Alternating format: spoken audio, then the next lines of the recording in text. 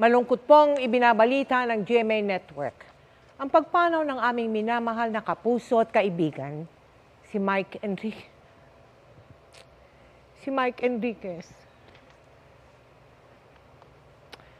Siya po ay 71 taong gulang. Si Mike po ay halos 2 dekada nating nakasama gabi-gabi dito sa 24 oras. Mahigit 20 taon din siyang naging host ng public affairs program na investigador. Si Mike po ay nagsilbing presidente ng RGMA Network Incorporated at naging senior vice president and consultant for radio operations ng GMA. Siya rin po ang host ng Super Balita sa umaga at saksi sa Double B, sa Super Radio DZBB.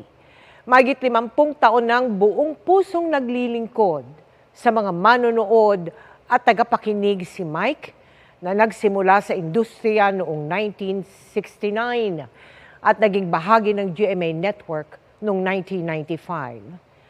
Nagluluksa po ang Board of Directors, Management at Empleyado ng GMA Network Incorporated sa pagpanaw ni Mike.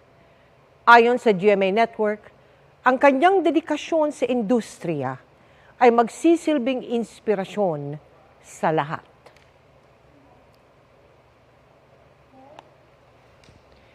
Sa mahigit 50 dekada niya sa industriya ng broadcasting, hindi maikakaila ang tatak at kontribusyon ni Mike Enriquez sa trabahong kanyang minahal ng buong puso